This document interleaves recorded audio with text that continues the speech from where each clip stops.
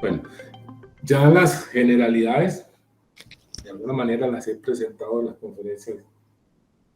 ¿Qué nos interesa ahora? Después de haber hecho el diseño básico, haber especificado el número de etapas, la definición de las condiciones de operación de mi torre, presión, temperatura, en el tope, en el fondo, tipo de condensador, tipo de bullidor, dónde es en qué etapa se hace la alimentación, cuál es el estado, la condición térmica del alimento. Es que es bueno advertirles que los estudiantes a veces tienen un problema con eso y es, no sé de dónde sacan la idea de que el alimento de una torre de destilación siempre tiene que estar en estado líquido. Eso no es cierto. Yo puedo alimentar a una torre un alimento en cualquiera de las condiciones térmicas, como líquido, como vapor o como una mezcla líquido-vapor.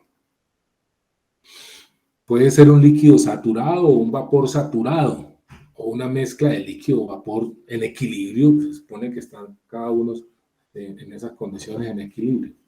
Lo que sí tenemos que cuidarnos es, y eso lo tengo yo que revisar una vez conozca la condición térmica del alimento, es que no me vaya a entrar un vapor muy sobrecalentado.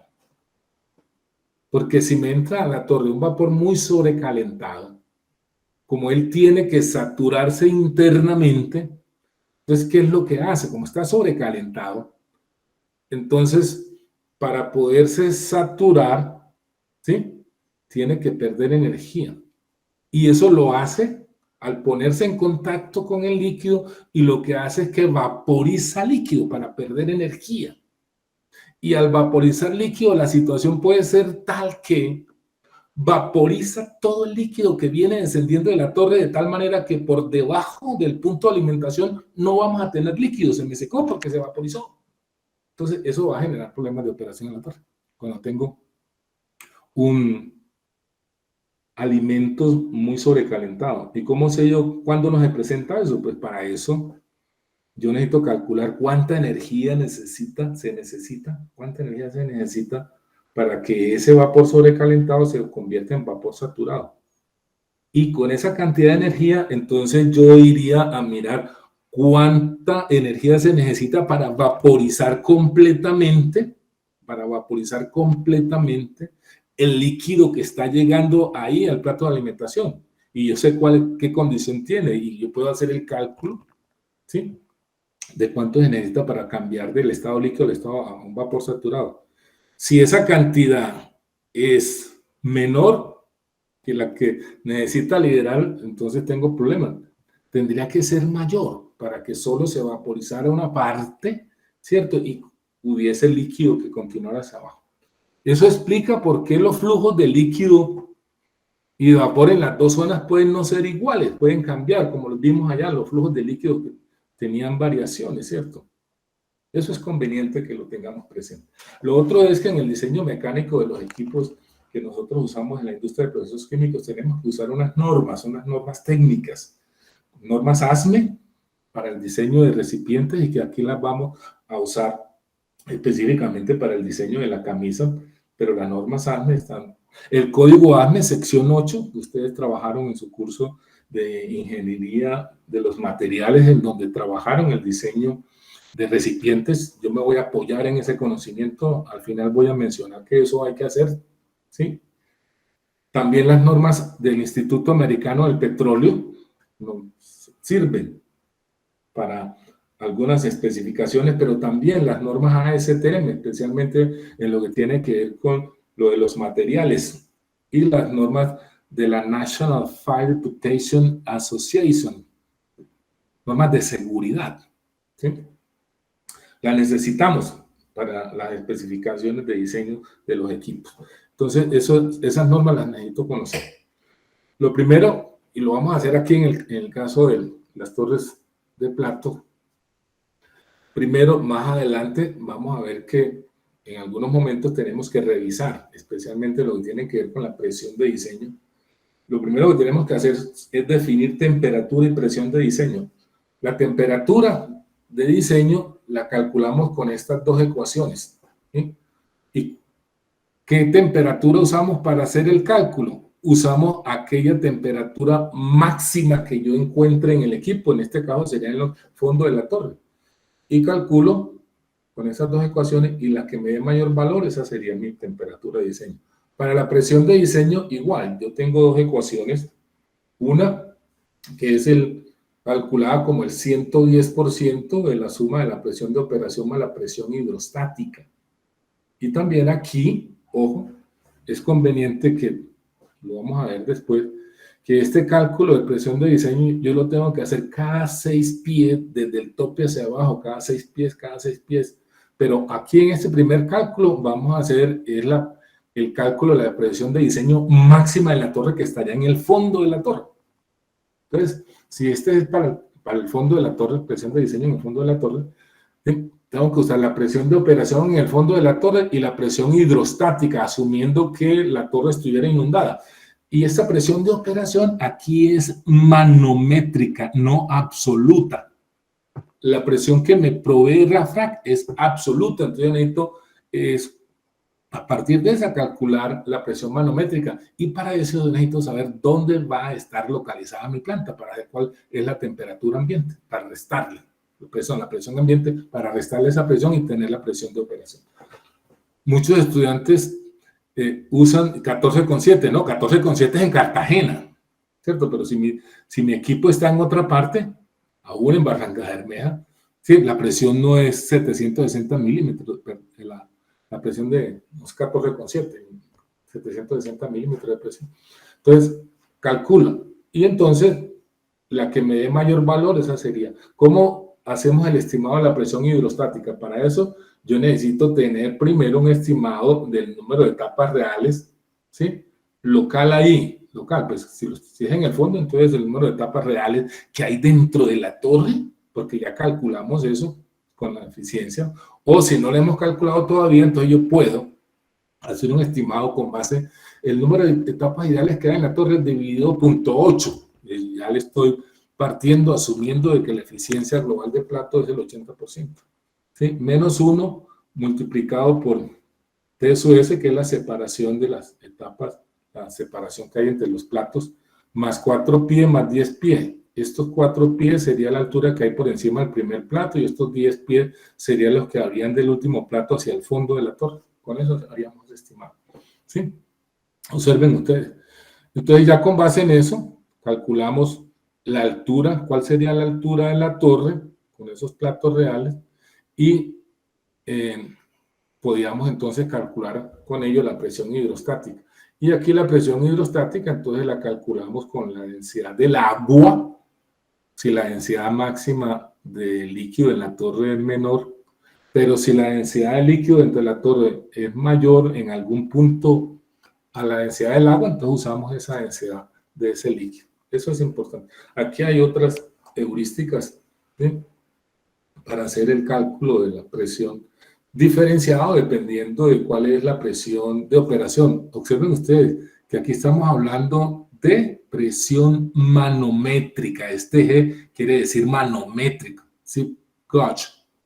Entre 0 y 35, entre 35 y 70,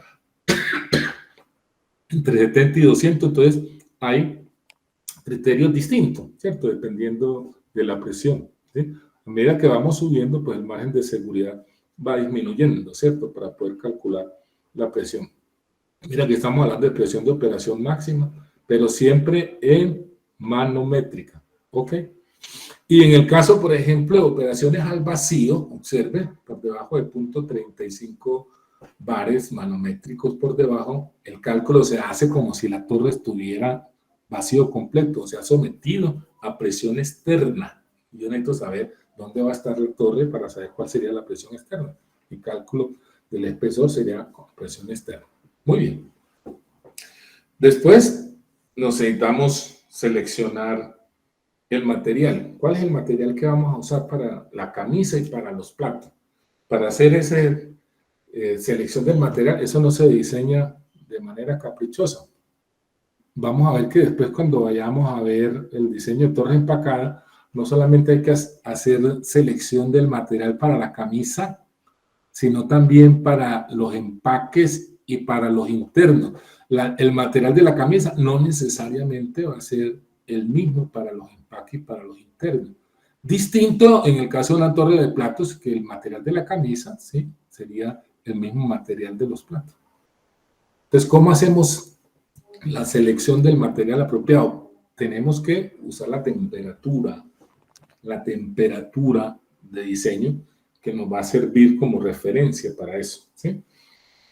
Entonces, para yo hacer la selección, voy a explicar en detalle este procedimiento que yo he desarrollado y lo vamos a aplicar no solamente para la selección del material, sino para la selección del tipo de torre si es empacado de plato, para la selección del tipo de plato, también para la selección del tipo de empaquetadura. Sí, mire que vamos a tener que hacer varias selecciones, y cuando vamos a hacer varias selecciones, nosotros usamos lo que llamamos un procedimiento de selección, de evaluación multicriterio. El multicriterio es que yo necesito tener varias características que me van a servir para poder comparar las distintas alternativas. En este caso, pues yo voy a tener N alternativas de materiales, y para cada una de ellas, pues yo necesito definir unas variables para poder tomar la decisión. ¿Cuáles son? Aquí menciono 3. La resistencia a la corrosión, la resistencia mecánica del material y el costo. Podría incluirse, por ejemplo, la manufacturabilidad, ¿sí? Pero mínimo ustedes van a usar estas 3 variables. Para cada una de las alternativas posibles que se pueden usar teniendo en cuenta la naturaleza química de las sustancias que se manejan. Y ahí entonces yo necesito usar unas cartas de corrosión y definir cuáles son los niveles que se van a manejar y elegir la condición más crítica para poder decir con qué material es que yo voy a usar mi selección. Entonces pueden aparecer varias alternativas y cada una de ellas, pues yo necesito saber cuánto valen esas características, que es lo que tenemos aquí, esos valores de... Ahora, ¿qué viene? ¿Qué peso relativo le vamos a dar a esto? ¿Cuánto peso? Van a pesar lo mismo. Cada uno va a pesar, en este caso 3, el 33%. Aquí esta ponderación en términos de fracción. ¿Sí? Todas valen igual, pero no necesariamente, como lo vamos a ver, no necesariamente todas las variables de decisión van a tener el mismo peso. Depende cómo afecta esa variable de decisión, en este caso, en los costos. Escuchen ustedes, en los costos de inversión. Costos de inversión. Porque dependiendo del material, así será el costo del material que yo tengo que usar para construir. Cuanto mayor es el espesor, porque tiene una resistencia mecánica baja, y si de pronto tiene una tasa de corrosión alta, pues lógicamente me va a costar más el material, porque el material lo valoramos por peso, ¿sí? Entonces es importante saber, bueno, ¿qué efecto tiene la resistencia a la corrosión en los costos totales? ¿Qué efecto? ¿Sí? Miren, escuchen lo que voy a decir. Si yo pudiera escribir una función de los costos totales en términos de esas 3 variables, ¿sí? Costos totales, función de corrosión, resistencia mecánica y el costo unitario. Ese es costo unitario, o sea, cuánto vale, digamos, el kilo de ese material laminado, la lámina que yo voy a usar. ¿Sí?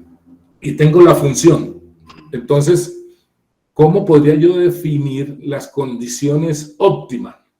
Pues las definiría para aquellos valores de MP y S y costo que me minimicen el costo total. Entonces, ¿qué es lo que tengo que hacer? Pues encontrar la derivada parcial de los costos totales con respecto a cada una de esas variables. Y la magnitud de esa derivada parcial me sirve para establecer qué efecto tiene. Por decir alguna cosa, si la derivada parcial con respecto a la resistencia a la corrosión me dio que es 2 veces, ¿sí?, la de la mecánica, quiere decir que afecta el doble en los costos la resistencia a la corrosión que la resistencia mecánica. Y por lo tanto, yo tengo que, digamos, darle un peso, digamos, importante a esa variable desde el punto de vista del efecto. Como me está aumentando los costos, entonces lo tengo que castigar, ¿no? Que castigar, ¿sí? Poniéndole un valor alto en la ponderación, el efecto que tiene. Muy bien. Para la asignación ya de la calificación, porque yo tengo que tener primero una matriz donde tenga los valores. ¿Cuál es el MPY? ¿Cuál es? Y estas ya van a ser las calificaciones que yo le voy a asignar a cada una de las alternativas. ¿Sí? Estas son las calificaciones. En otra matriz yo debo tener los valores de estos variables para cada una de las alternativas. Aquí ya es la matriz de selección. Entonces miren que estas ecuaciones que yo he desarrollado nos van a decir cómo le asignamos la calificación a cada una de esas variables. Observen ustedes que cuanto mayor es el MPY, ¿cierto? Mayor es el MPY, ¿qué significa? Observemos, ¿qué significa? ¿Cómo le asignamos calificación? ¿Cómo le asignaríamos la calificación a la que tiene el valor mínimo de MPY? Cuando yo le coloco aquí MPY mínimo, entonces esto me daría 0, y aquí me quedaría 1 multiplicado por B máximo menos B mínimo más B máximo, me estaría dando, ¿qué? Una calificación máxima, claro. Yo le doy una mayor calificación a aquel material que tenga una rata de corrosión más baja, porque se me va a traducir en un menor espesor y por lo tanto menor costo. Pero miremoslo con el caso de la resistencia mecánica. Observen que el efecto es al contrario. ¿Sí? Cuanto mayor sea la resistencia mecánica, pues mejor es el material, ¿cierto? Entonces vamos a ver cómo sería la calificación a esa alternativa que tenga el máximo valor de los S dentro de las alternativas. Entonces cuando aquí le reemplazo S por ese máximo, esto me daría 1 y le estaría asignando la calificación máxima a ese material. Este valor máximo y mínimo, ¿de dónde lo saco? Como yo tengo los valores de S para todas las alternativas, de ahí saco cuál es el mayor valor, cuál es el menor valor, y ese es el que yo voy a usar ahí. Lo mismo, ¿de dónde saco el MPY mínimo y el MPY máximo? Pues como ya tengo allá para las alternativas, sé cuáles son las ratas que tienen. Entonces busco la mínima y busco la máxima, y ese es el valor que uso. Este D máximo, que sería la calificación máxima, y este D mínimo lo tomo yo una vez defina, y allá en el algoritmo dice que hay que hacer cuál va a ser la escala de calificación que yo voy a usar. Entonces yo puedo usar una escala de calificación entre 0 y 1, entre 1 y 10, o entre 1 y 100, cualquier escala, de 0 a 1, ¿sí? 0 a 10 y de 0 a 100. ¿No? Entonces, el valor mínimo, si yo tomo de 0 a 1, el valor mínimo podría ser 0 y el máximo 1. No es conveniente tomar esos extremos, sino meternos un poquitico al interior. Un poco al interior del intervalo. Tampoco es recomendable usar esa escala 0 a 1 y de 1 a 10. Yo recomiendo que usen la escala de 0 a 100. De 0 a 100. ¿Sí? No tenemos allí que manejar muchos decimales y esas cosas. Tenemos unos cálculos mejores. Entonces, si la escala que elijo es de 0 a 100, el mínimo valor yo se lo puedo asignar es 10. Y el máximo valor va a ser 90. ¿Para qué hacemos eso? Mínimo y máximo así. Para que los extremos no vayan a pesar mucho en las calificaciones. ¿Entendido eso? Mire cómo le asignaríamos calificaciones a cada una de las alternativas con la variable costo, el factor costo. Es aquel material que sea más costoso, yo lo tengo que castigar, ¿cierto? No es preferible el material más costoso. Pero vamos a ver cuánto nos daría la calificación si usar el material más costoso. Entonces, el material más costoso quería decir que aquí tendría que colocar yo costo máximo. Y esto me daría ¿cuánto? 1. Y al darme esto 1, 1 menos 1, 0. Entonces quiere decir que le estaría dando la calificación mínima. Claro, estaría castigando porque es el material más costoso. Estaría asignando una calificación mínima. Y al material más barato, cuando esto sea el material más barato, entonces aquí tendría yo el costo mínimo. Entonces esto me daría 0 y 1 multiplicado por B máximo menos B mínimo más B mínimo, esto se cancela y me queda B máximo. Quiere decir que al material más barato le estaría yo asignando la calificación más alta. Entonces, una vez ya yo tenga esas calificaciones, ¿qué es lo que vamos a hacer?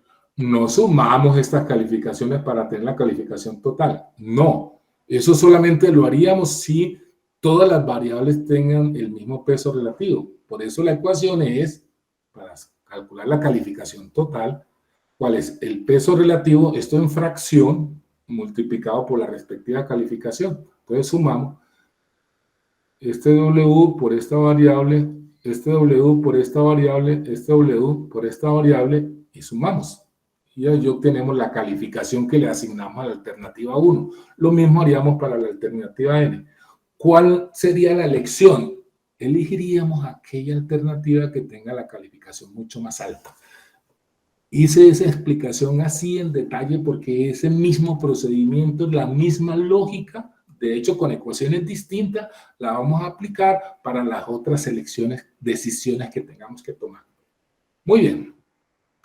¿Qué sigue ahora? Entonces, ¿cómo selecciono yo la tecnología que voy a usar? Voy a usar ¿qué? Una tecnología de plato o una tecnología empacada, ¿sí?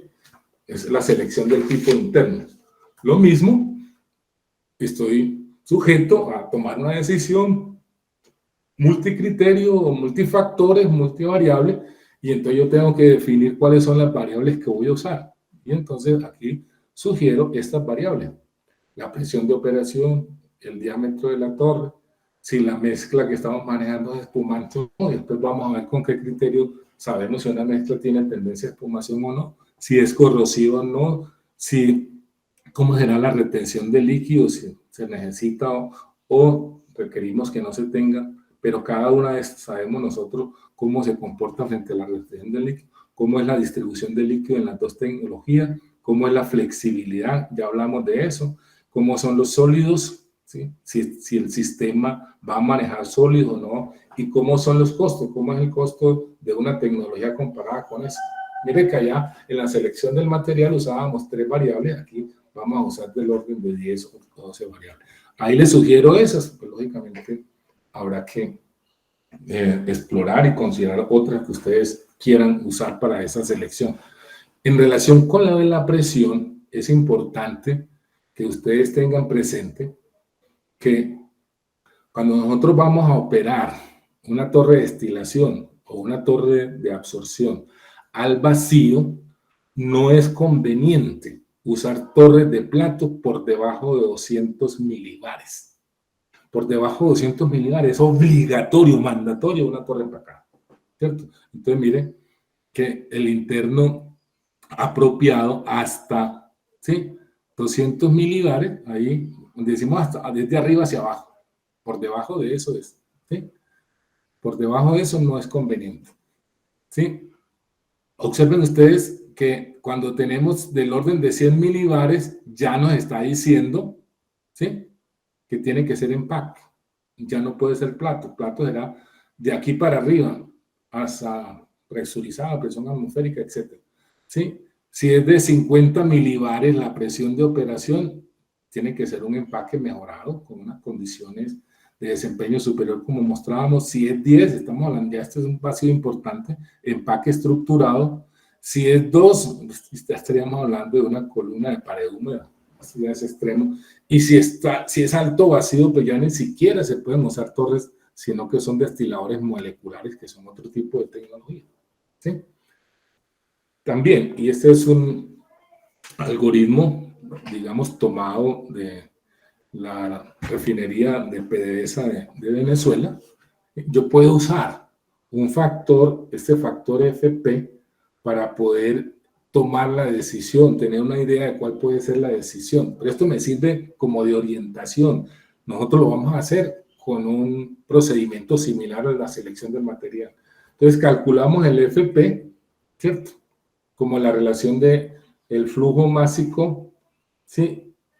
Dividido del líquido dividido por el flujo másico del vapor y la relación. Conviene que esto se calcule para las condiciones más extremas en la zona de enriquecimiento y en la zona de despojamiento.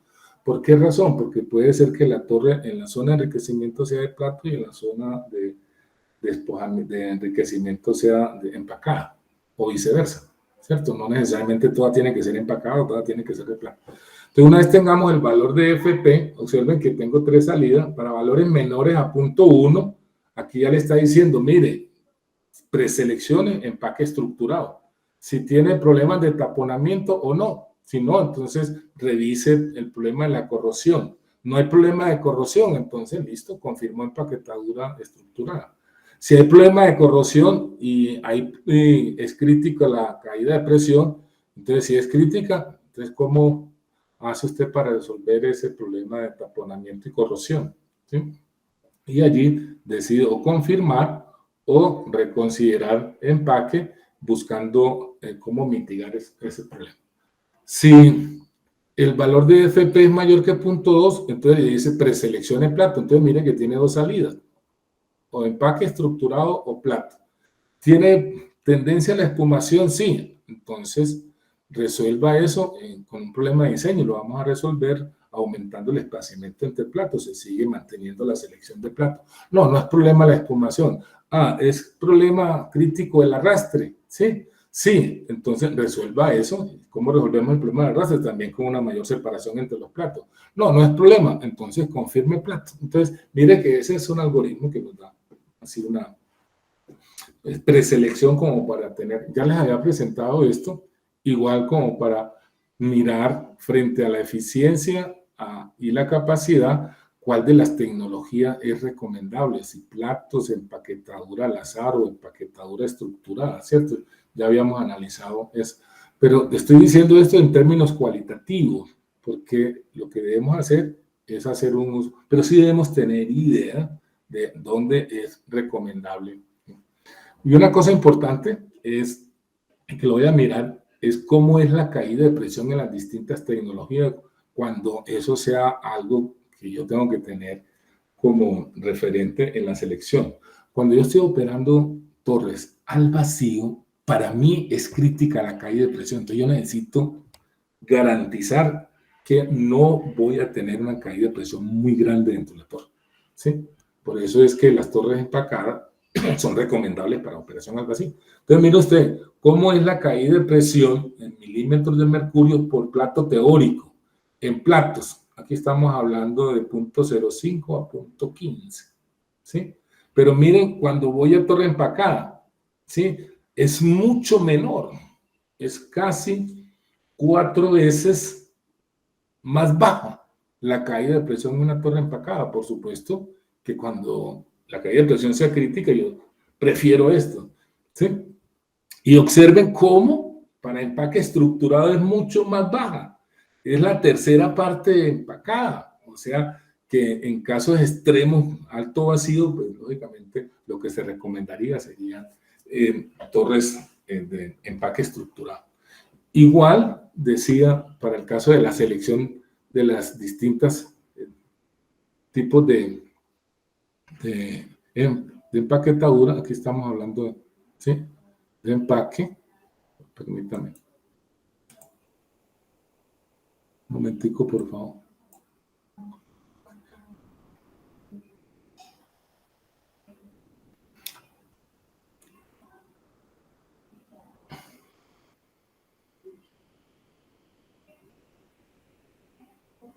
Sería, esta sería, aquí, esta tabla está equivocada, ¿sí? Porque sería, en vez de ser estructurado, sería plato y empaque al azar, ¿ok? Vamos, en este ejercicio de diseño, solo usar torre de plato o torre empacada con empaque estructurado.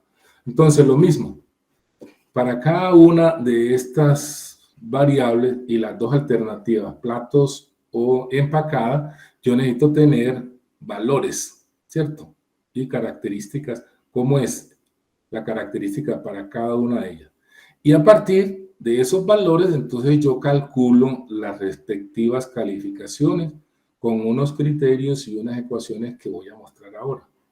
Pero igual, a cada uno de los factores de decisión yo les tengo que asignar un peso relativo, qué importancia tiene y en este caso, qué efectos tiene, qué efectos va a tener esa variable en los costos totales. Mire que ya decíamos eran los costos de inversión, en el caso del material. Aquí en los costos totales, ¿qué efecto tiene? En los costos de inversión y en los costos de operación. ¿Sí?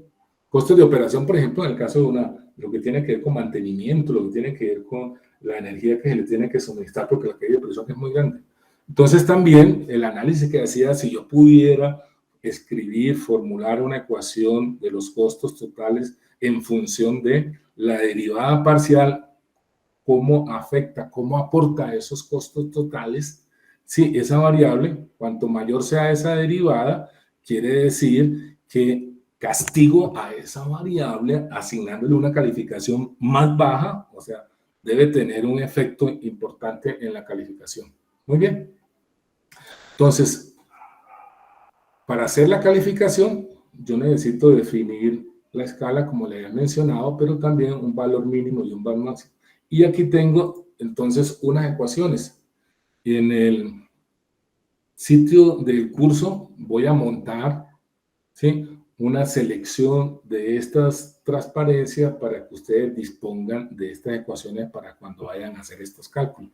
Entonces, para cada una de las criterios de calificación, para cada una de las variables, pues yo uso una ecuación. Aquí tengo dos tipos de ecuación. Una ecuación 1, que tiene esta arquitectura. Entre otras cosas, estamos asumiendo que le estamos asignando en una proporción lineal las calificaciones, ¿sí?, directamente proporcional, aquí inversamente proporcional. Podríamos usar otro tipo de funciones distintas, eso lo discutiríamos en otra conferencia.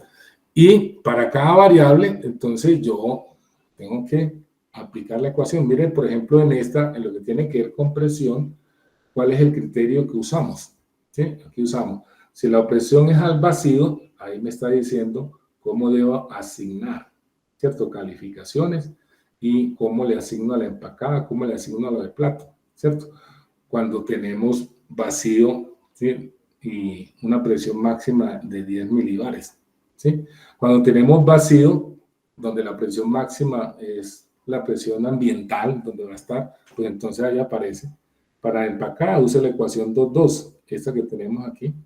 Y para platos, la ecuación, la otra ecuación, ¿cierto? Muy bien. Para el caso de presurizada, igual, como usamos para empacada, ecuación 2,1, para plato, ecuación 2,2. Para la variable diámetro, igual, entre 0 y 90 centímetros, ahí dice que se le asigna una calificación máxima a empacada y una calificación mínima a los platos. Y entre 0.9 y 10 metros, estamos colocando máximo 10 metros, entonces a empacada use la ecuación 2,1 y para plato use la ecuación 2,2. Si es para corrosión, entonces depende si el sistema es corrosivo o no es corrosivo. Entonces, ¿qué calificación se le asigna? ¿Eh?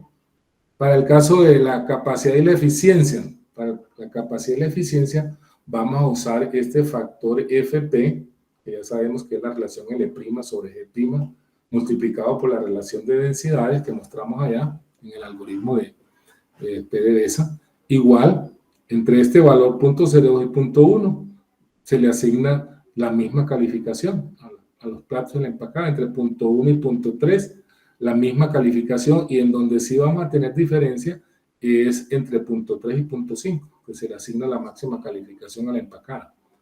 Lo mismo para la flexibilidad, ¿sí? Para la flexibilidad, habíamos dicho que los platos son mucho más flexibles que las empacadas, por eso le asignamos una mayor calificación. Para el caso de espumación, ¿cómo vamos a juzgar la espumación? La espumación la vamos a juzgar con base en la densidad del gas, ¿cierto? Si la densidad del gas es menor que a 1 en libras por pie cúbico, entonces decimos que tiene baja tendencia a espumación, y entonces así se le asigna la calificación. Si la densidad está entre 1 y 3, ¿sí?, la densidad del gas, entonces ese sistema tendría una baja tendencia, una moderada tendencia a la espumación, y así le asignamos las calificaciones. Usted ve que ahí se invierte la asignación de calificaciones. Y si es mayor de 3, entonces a los platos le asignamos calificación 0. Es decir, a pesar de que tengamos mínima, aquí le vamos a asignar 0 como para castigarlo, para decir, es que ni siquiera la considere. ¿Sí? Ni siquiera la considere. Para sólidos, igual. Entonces, observen ustedes que para cada variable hay un, ¿sí? Selección del tipo de plato. Entonces, igual. Mire que estamos tomando decisiones. Tendré yo unas que decidir qué variables son. En este caso, presión, eficiencia, flexibilidad, capacidad, ensuciamiento, costos. E igual, ¿sí? Una vez elijan las variables, en este caso estoy sugiriendo 10, para cada una de ellas yo tengo que tener, ¿sí?, valores para platos, en este caso, ¿sí? Si la decisión es de platos, tomamos la decisión de que era de platos perforados, estamos aquí trabajando pues en el diseño de un plato, de una torre de plato. Entonces las alternativas que vamos a considerar es plato perforado, plato de válvula y plato de capucha. ¿Cómo decidimos? Entonces, igual, asignamos unas calificaciones, pero previamente tenemos que haber hecho una asignación del peso relativo, con la misma lógica con que he venido recomendando de cómo se asigna eso, ¿cierto? ¿Qué efecto tiene la variable sobre los costos totales, costos de inversión más los costos de operación de la torre? ¿Qué efectos tiene eso? ¿Los aumenta o los disminuye? Entonces, si los aumenta, los castigo con una baja calificación; si los disminuye comparado con otra, le asigno mayor calificación que la otra. Y aquí, pues, no vamos a usar ecuaciones, sino que ya yo he construido esta tabla que para cada una de las variables, entonces calculamos con esas ecuaciones la respectiva calificación, una vez haya definido la calificación mínima y la máxima, ¿cierto? Ahí aparecen entonces cómo se obtienen las calificaciones para esas 10 variables. Ok, importante eso. Quiero que tengamos aquí esta comparación de esas 3 tecnologías en algunas de las variables, como para que veamos el efecto o la diferencia que tendría en la calificación cuando los califiquemos. Empecemos con el costo. Lo habíamos dicho que las capuchas, las platos de capucha son mucho más costosas. ¿Cuánto más costosa? Aquí estamos diciendo que es que el doble de lo que son los platos perforados. Si es el doble, quiere decir que la calificación que le asignemos a esta tiene que ser la mitad de la que le asignemos a esta, ¿cierto? Tendríamos que castigarlo, precisamente por la proporción que tiene aquí.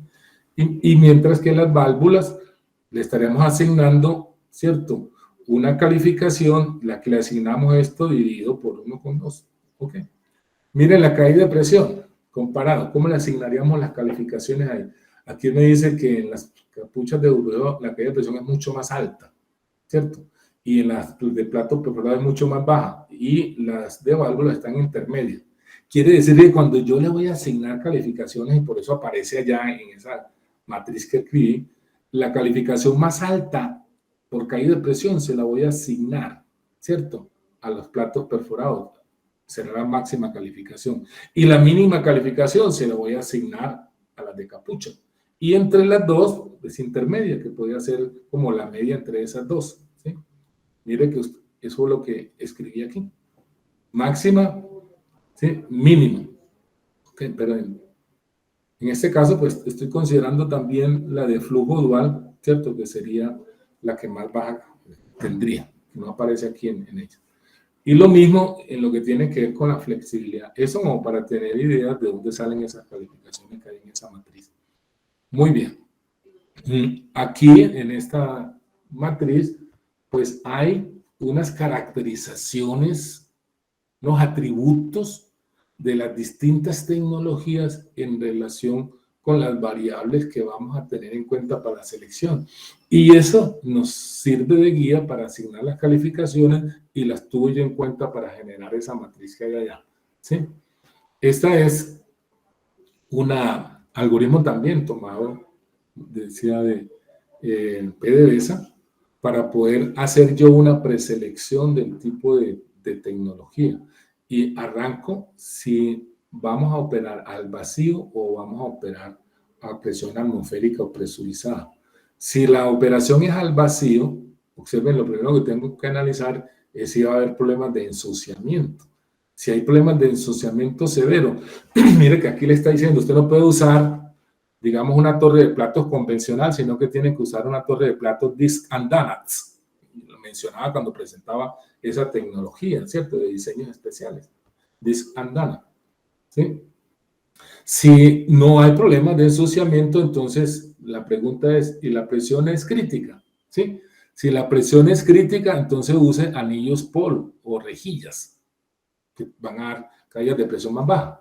Pero si no es crítica, entonces analice si usted requiere flexibilidad. ¿Cuánto es la flexibilidad que usted requiere? ¿Mayor a 3:1 o menor a 3:1?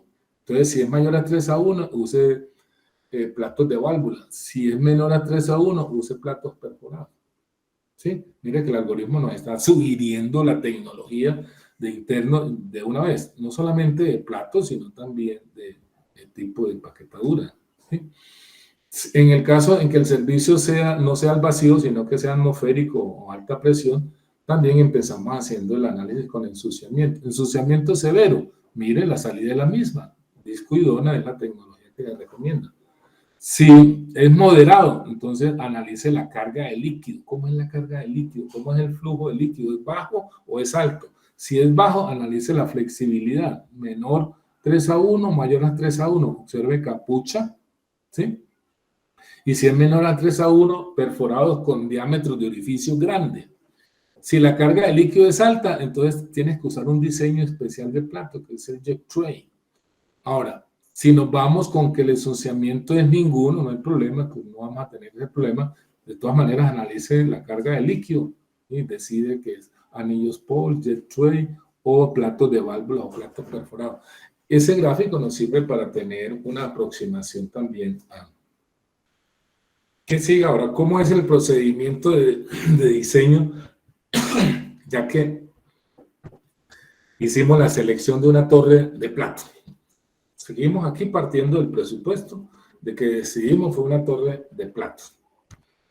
Torre de plato de válvula, torre de platos de capuchas de burbujeo, torre de plato de platos perforados. El procedimiento, el proceso de decisiones de cálculos para especificar todas las características de ese interno, de ese plato, los elementos que lo conforman. Estaríamos hablando de ¿qué? De diámetro de los orificios, número de los orificios, porque voy a presentar el procedimiento para plato de orificio. El procedimiento para platos de válvula y de capucha es el mismo. Lo único que va a cambiar son algunas ecuaciones y algunos criterios muy particulares, pero el procedimiento es el mismo. La secuencia de especificación y de cálculos y de decisión es el mismo. ¿Sí? Entonces, vamos a describir el procedimiento para platos perforados. Entonces, hay que decidir qué tipo de, cuál es el diámetro del orificio, cuál es el tipo de paso, si es triangular o si es cuadrado, la distribución y la distancia que hay de centro a centro entre los orificios, cuál es el área activa, cuánto es el área activa, cuánto es el área total de los bajantes, si el plato es de un solo paso, si es de flujo radial, si es de multipaso, cuántos pasos.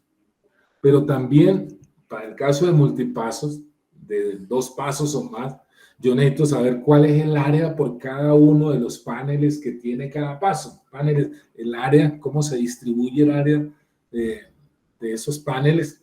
Si son de 2 pasos, entonces, ¿qué área le vamos a asignar? Del área activa a cada uno de los pasos. Si es de 3 pasos, ¿cómo le vamos a distribuir? A eso nos referimos. Pero también el área de los bajantes.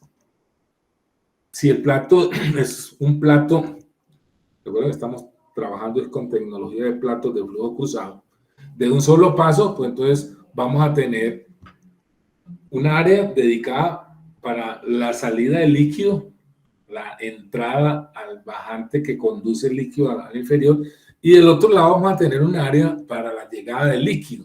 O sea, vamos a tener dos áreas, ¿sí?, distribuidas en los dos bajantes que están al lado de, uno de llegada y uno de salida. Pero si el plato es de dos pasos, entonces tengo, ¿sí?, dos bajantes laterales y un bajante central. ¿Cómo se distribuyen las áreas allí? ¿Sí? Y si es de tres pasos, entonces, dependiendo del número de pasos, entonces vamos a tener bajantes localizados en posiciones diferentes, como voy a ilustrar en un dibujo. Y cada una de esas áreas yo tengo que calcularlas, porque no se distribuyen de forma igual. Así como tampoco se distribuyen de manera igual las áreas de los paneles. Pues hay dos lógicas de diseño, ¿sí? Una lógica de diseño es distribuir el área igual en todos los pasos, y entonces con base en esa lógica pues se hacen los cálculos para la distribución de las áreas activas, pero también el número de orificios que hay, ¿sí? Y el mismo recorrido del líquido que va a tener el líquido sobre cada uno de los pasos. Pero la otra lógica puede ser, en vez de tener áreas iguales, lo que vamos a tener es que todos los pasos el líquido recorre la misma distancia. Y entonces, ya en ese caso, si ese es el criterio, el área no es la misma para todos los pasos. Observen todos los detalles y diferencias que vamos a observar en ese tipo de diseño. Mucho de lo que voy a compartir no aparece en la literatura, ¿sí? Han sido desarrollos que he hecho yo, especialmente para el caso de 3 o 4 pasos en adelante. No se encuentran, porque mucho de este conocimiento es un conocimiento privado que manejan las firmas diseñadoras, las firmas de ingeniería. ¿Ok? Sin embargo, por supuesto que este conocimiento los puedo compartir.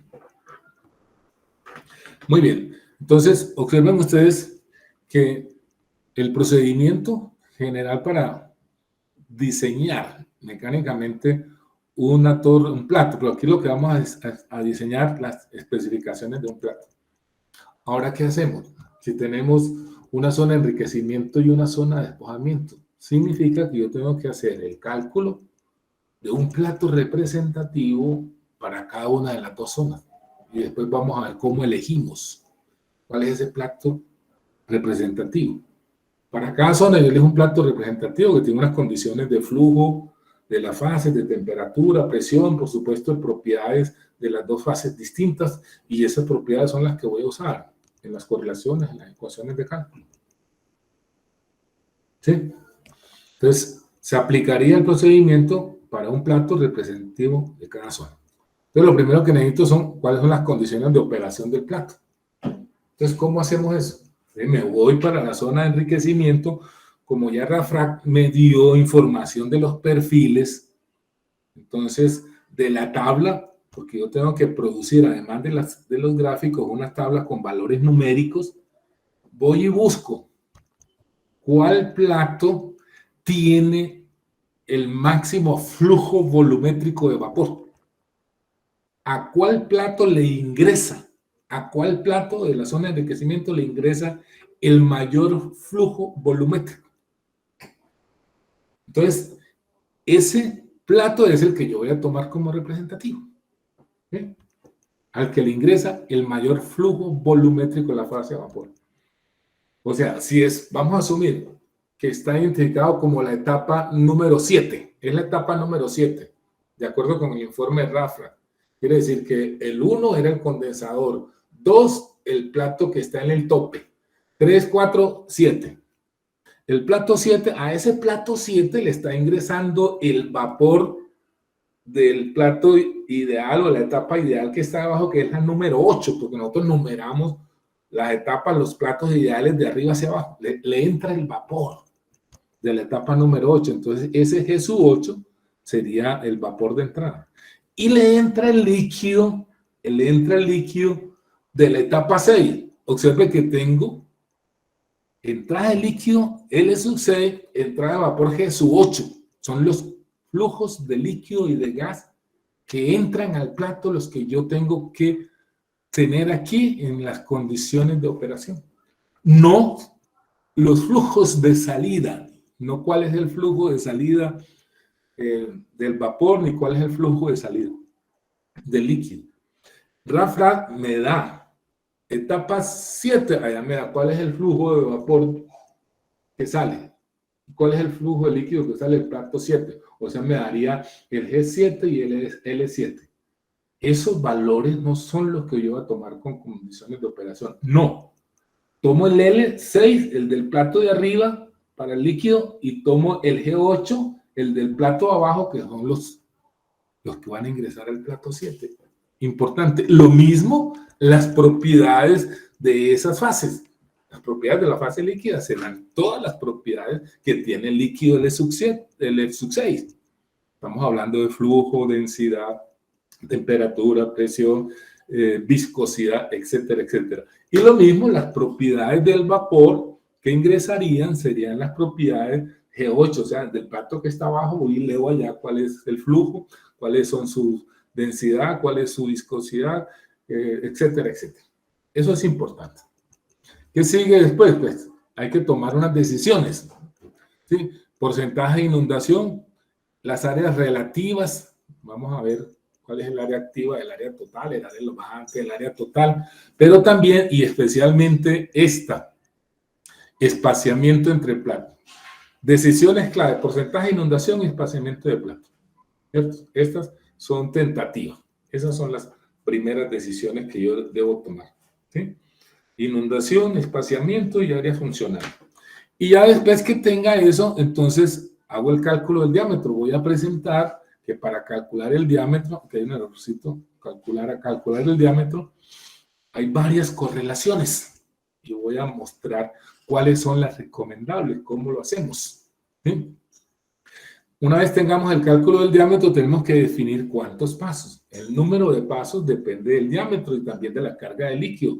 Voy a compartir 3 heurísticas, 3 procedimientos para decidir sobre el número de plato. Uno, primero, una heurística así como de aproximación con base en el diámetro, pero lo vamos a hacer con un procedimiento riguroso, ¿cierto? Para poder decir, este es el número de pasos. Una vez tengamos eso, entonces, mire, vienen una serie de decisiones y especificaciones de muchas características del plato. ¿Cuál es la configuración? Los bajantes, ¿sí? Los tipos de bajantes, las áreas, los derramaderos, de los derramaderos, cuál es el tipo, la altura, la longitud, pero también la claridad, el ancho, la altura. Todas estas especificaciones las tengo yo que definir, calcular. Para eso vamos a mostrar con qué ecuaciones o con qué criterios, con qué heurísticas asignamos esas dimensiones.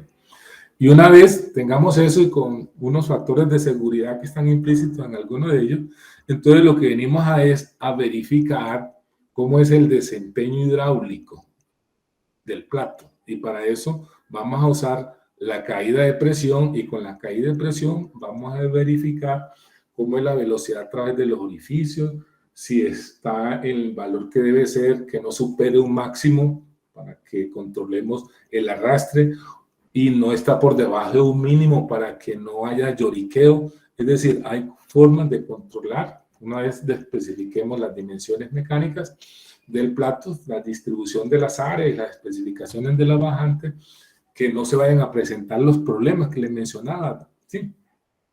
El problema del lloriqueo, cómo calculamos la altura de espuma, también para revisar si hay posibilidad de que haya una especie de cortocircuito y posible inundación por espuma, por el problema de espumación. Lo mismo el retroceso en los bajantes, para que no vaya a haber inundación en los bajantes, y los gradientes de líquido sobre el plato para evitar que haya un gradiente muy grande y de pronto se genere una mala distribución de líquido y de gas en el plato. Todo eso se hace con base en unos parámetros y unos criterios que están definidos. Y una vez nosotros aceptamos que sí se está cumpliendo, entonces podemos seguir a calcular la eficiencia. ¿Qué sucede? Observen que aquí en este punto, si se me violan o no se me cumple ninguna de esas condiciones, yo tengo que venir a revisar. a cambiar algunas decisiones y eso puede devolverse hasta esta primera etapa, ¿sí? De pronto el espaciamiento entre platos lo tengo que cambiar. Entonces, al cambiar el espaciamiento entre platos me va a cambiar todo esto. O puede que no, me tenga que venir es en el cálculo del diámetro. Es decir, lo que me está mostrando es que lo que es un proceso, digamos, iterativo, ¿sí? Verificando que no se vayan a presentar primero problemas hidráulicos, esos problemas que mencionábamos allá, inundación, derrame, lloriqueo, etcétera, etcétera. Y después de que ya dijimos, está funcionando desde el punto de vista hidráulico bien, especificamos y verificamos que no se van a presentar problemas en operación, mi plato está operando en esa región de operación estable, entonces ahí sí vamos a calcular la eficiencia. Ahí vamos a calcular ya la eficiencia.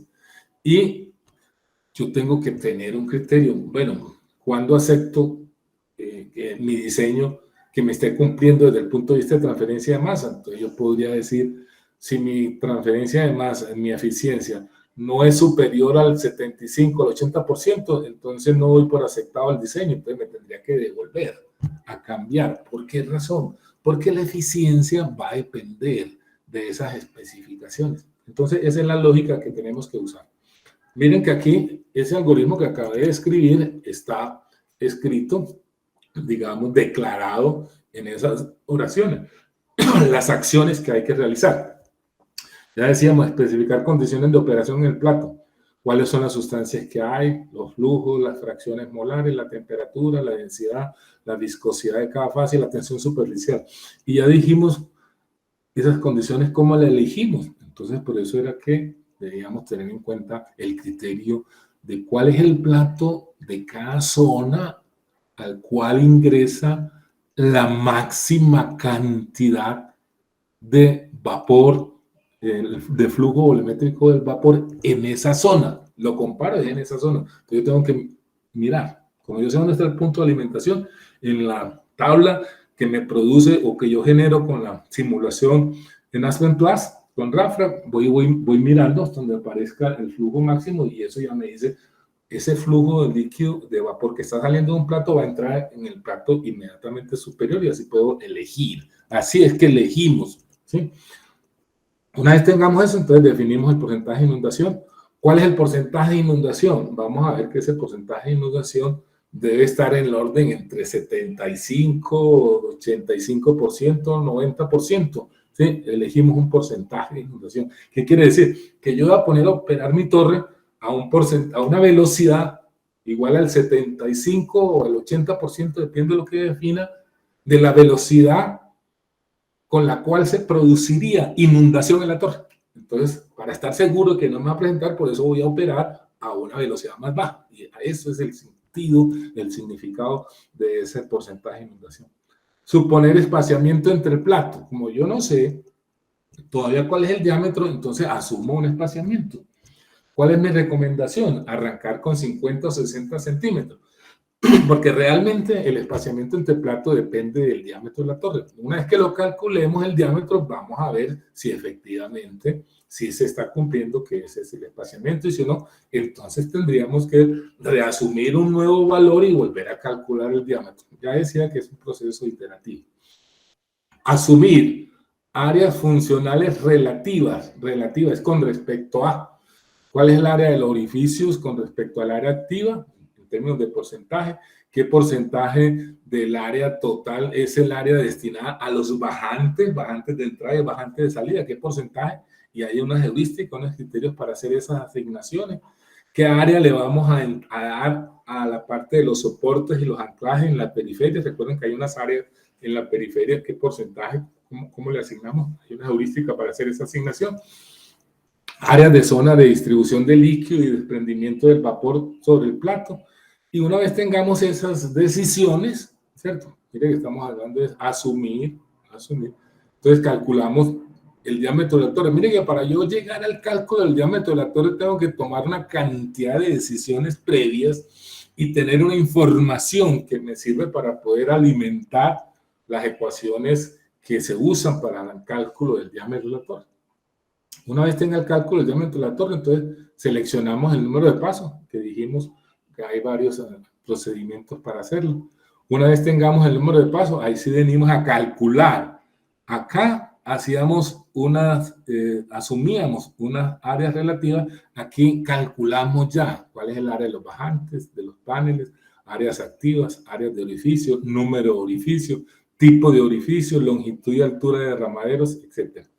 Y después venimos a verificar el desempeño hidráulico del plato y para eso necesitamos calcular flujo de líquido en los derramaderos. No puede ser muy grande, muy alto, hay un valor que se recomienda. La cresta de líquido sobre el derramadero, ¿cuál debe ser? ¿Cierto? ¿Cuál debe ser? Hay unos flujos límites por encima de un valor para cada número de pasos, pues habrá un flujo. ¿Cuál es la caída de presión en cada panel? ¿Cómo es el retroceso del líquido? ¿Cuál es el nivel de líquido que tiene el líquido dentro del bajante del plato? La velocidad mínima de gas a través de los orificios y también la velocidad máxima. Y una vez tengamos eso, el cálculo de eficiencia como lo había mostrado ahora. Muy bien. ¿Qué sigue? Ya como para presentar algunas heurísticas y criterios. El porcentaje de inundación, ¿cierto? Y lo que tiene que ver con el espaciamiento entre platos, ¿sí? El porcentaje de inundación va a depender del tipo de plato y si el sistema que yo estoy manejando tiene tendencia a espumación o no. Entonces, observen que aquí en esta transparencia estoy mostrando que para platos perforados, ¿sí? Si el sistema es no espumante, mire el porcentaje de inundación recomendado, entre 80 y 85. Mientras que si es espumante, tiene que ser mucho más baja, precisamente para evitar ese crecimiento de esa espuma encima del líquido que está gaseado en el plato. Debe ser del orden del 60-70%. Miren que las capuchas tienen valores iguales para no espumantes y ligeramente mayor para los sistemas espumantes. En el caso de válvulas, 82 y 60. Eso en relación con el porcentaje de inundación. Y con respecto al espaciamiento entre platos, pues depende de cuál es el diámetro de la torre. Mire, cuando yo no he calculado, pues yo no sé. Entonces, dependiendo de si el diámetro es menor a 1 metro, por eso les dice ahora 50 centímetros, ¿cierto? 50 centímetros. Tomamos para. Si está entre 1 y 3 metros de diámetro la torre, 60 centímetros. Si está entre 3 y 4, 75 centímetros. Entre 4 y 8, 90 centímetros. Y por encima de 8, me está diciendo que la máxima separación recomendable es de 90 centímetros.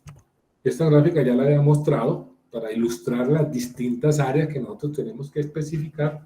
El área perforable, la zona de distribución, la zona de desprendimiento de vapor, ¿sí? Las dos áreas para los vertederos, vertedero de entrada y vertedero de salida, las áreas periféricas, y tengan presente unas dimensiones, unos anchos, porque esto lo vamos a especificar, ¿sí? Y lo debemos tener en cuenta para poder calcular y cuando se vaya a representar o registrar en la hoja de especificaciones, estas dimensiones se tienen que colocar para que se sepa quien vaya a construir eso, cuánto debe dejar aquí, qué longitud y en dónde debe colocar el área de donde van a estar los orificios, las válvulas o la capucha, dependiendo del sistema. Y aquí simplemente hay unos órdenes de magnitud. Esto, ese es este ancho, este es este ancho, miren que están diferenciados, y los periféricos igual. No pierdan de vista justamente eso. Y aquí aparecen entonces recomendaciones sobre esas dimensiones que le estaba diciendo. ¿Cómo asignamos esos valores? Mire que los estamos definiendo de acuerdo también con el diámetro, ¿sí? ¿Cuál es el diámetro de la torre? Menos de 1 pie. Entonces, ahí nos dice, esto es para la relación del área activa al área total. Estas dimensiones, menos de 5 pies, 3 pulgadas. Para mayores de 5 pies, 4 pulgadas. Por eso estamos hablando entre 3 y 4 pulgadas. ¿Sí? Y el WC, ¿cierto? Para los soportes y los anclajes, igual. Para diámetros menores a 5, 2 pulgadas. Para diámetros mayores a 5, 3 pulgadas. La relación del área activa, del área seccional de la torre, también depende del diámetro de la torre. Para diámetros menores a 1 pie son 30.48 centímetros. Estamos hablando del 65%, entre 1 y 1.25, 70%. Y para más de 2,5 metros, de diámetro de la torre, 78%, la relación del área activa al área total.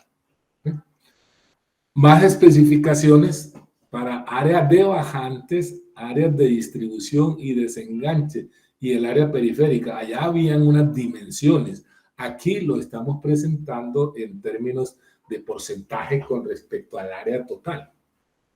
Observen una cosa, que esa distribución también depende del diámetro de la torre, por un lado. Por otro lado, ¿cómo es la torre? ¿Cómo es el plato? Si es de un paso, de dos pasos, ¿sí? O de más pasos, multipasos. Entonces, observen ustedes el área de bajantes para un paso, qué valores está entre 10 y el 20% del área total. Para dos pasos, entre 18 y 27%. Y el área de distribución y desenganche, igual, para un paso, entre 4 y 10. Para dos pasos, entre 12 y 16. Y para cascadas y dos pasos, puede tomarse esto, no tiene que seguir creciendo porque no están creciendo los pernos, ¿cierto? Las bisagras con las cuales estamos haciendo esos ajustes o anclando el plato a las vigas y al anillo que lo soporta. Y el área periférica, estamos hablando de 4 a 15. Ahí resalté ¿cierto? Este de 8 pies de diámetro. Más adelante vamos a ver, por eso lo tengo resultado, porque lo tengo de referencia para más tarde. Listo. Ahora viene es cómo calculo yo el diámetro de la torre. Para calcular el diámetro de la torre tenemos esas dos ecuaciones que tenemos ahí, ¿sí? Una primera ecuación, observen ustedes, que usa una velocidad del gas en inundación, eso significa eso, P sub NF, y ese N quiere decir que está calculada esa velocidad con respecto al área real por donde fluye el vapor, es decir, quitándole el área de los bajantes. Por eso existe este factor aquí, 1 menos el área total de los bajantes dividido por el área total. Sí, eso sería 1 menos esto, sería la fracción del área excepcional por donde estaría fluyendo el vapor. Y esa sería esa velocidad neta. Eso es lo que significa. Ojo, velocidad neta. Y esta otra ecuación es que se usa para una ecuación en particular, que la de Sauder-Brown. Para las otras ecuaciones se usa la primera. En esta, mire que se está tomando como si el vapor estuviera fluyendo por toda el área transversal de la torre, lo cual no es cierto. O sea que esta no sería una velocidad real. En cambio, esta sí sería una velocidad real. ¿Sí? Esta ecuación la vamos a usar para la ecuación de Sauder-Brown y que la recomendamos siempre para yo hacer un primer estimado del diámetro de la torre. Yo puedo hacer este estimado usando esta ecuación antes de tomar decisiones sobre el porcentaje de inundación y otras cosas. Importante que tengamos eso presente. Entonces, con esas dos ecuaciones calculo yo el diámetro. ¿Qué viene ahora? ¿Cómo calculo estas dos velocidades? Entonces, esas velocidades las calculo, ¿sí? B sub F, mire que B sub F dijimos, esa ecuación B sub F es solo para la ecuación de Sauder-Brown, B sub F, B sub F. De otras cosas, una velocidad ficticia. ¿Sí? Mire cómo se calcula B sub F. Un parámetro de Sauder-Brown, ¿sí?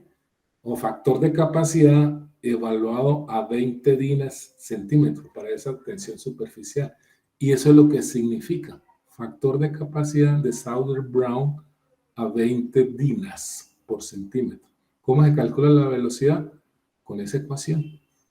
¿Y cómo calculamos esto? Entonces vamos a ver que hay unas ecuaciones.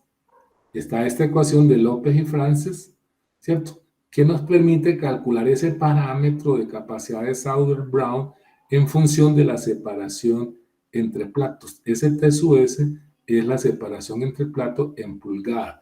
Siempre ustedes estén pendientes de usar las variables con las unidades que son especificadas, porque estas son ecuaciones dimensionales. Yo tengo que alimentar las variables en las unidades que fue establecida por el autor para que me dé el valor correcto. ¿Ok? Esta es otra ecuación para ese cálculo de ese mismo parámetro, que es la ecuación de Lauenstein. Es otra correlación, pero también en función, observen ustedes la diferencia. En esta ecuación T sub S está en pulgada, mientras que en esta ecuación yo tengo que alimentar T sub S en metros. Eso es importante que lo tengamos presente. Muy bien. La otra ecuación es la ecuación de Fer, ¿cierto? La ecuación de Fer. Y esa ecuación de Fer es para calcular la velocidad B sub F. Miren que la velocidad B sub F, B sub NF, aparece, B sub NF aparece, es un C sub F. Para calcular esta velocidad neta, aparece es un C sub F, que se conoce como el parámetro de Fer o factor de capacidad. ¿Sí? Ese factor de capacidad en la correlación de Fer. ¿Sí? Entonces, lo puedo yo obtener en una gráfica, ¿sí? En donde entramos con este parámetro, L sobre C, los flujos molares, relación de flujo molar, ¿sí? Multiplicado por esta relación de densidades y con el espaciamiento entre platos que yo decidí en milímetros, vengo y leo C sub F, y ese C sub F tiene unidades, metros por segundo, en esa gráfica. ¿Ok? Y una vez tenga el valor de C sub F y las unidades de la tensión superficial en dinas y de las densidades, miren que aquí no necesariamente la densidad tiene que estar en las mismas unidades, pero sí deben estar en las mismas unidades las dos, pero no tienen que ser unas unidades especiales. ¿Sí? Solo que deben tener las mismas unidades, la densidad del gas y la densidad del líquido, porque este es un factor dimensional. ¿Ok? Esa ecuación para calcular esta velocidad neta en la inundación, la calculo una vez conozca este C sub F, que lo lea yo recomiendo más bien usar ecuaciones. Esta ecuación me permite calcular C sub F. La encontramos justamente en el PERRI, es la ecuación de ligeros y magulas. ¿Sí? Miren las unidades. Ese es C sub F en metros por segundo. El T sub S tiene que ser alimentado aquí en milímetros. Miren que estamos mirando unidades distintas, pulgadas, metros, aquí en milímetros. Y este F sub LG, sabemos que es un factor adimensional. Otra ecuación para el C sub F, ese factor de capacidad de la correlación de Fer, en esta ecuación, mire, en función de T sub S, pero también de F sub LG. C sub F aquí tiene unidades de pies por segundo, T sub S en pie, y el F sub LG es adimensional. Eso nos está confirmando lo que les mencionaba ahora, que debemos ser cuidadosos en el uso de la ecuación. La correlación de Fer tiene unas restricciones que yo tengo que tener presente para ver si las puedo usar cuando vaya a hacer el cálculo del diámetro de la torre. Uno, que la aplicamos para sistemas no espumantes o de baja espumación. ¿Sí?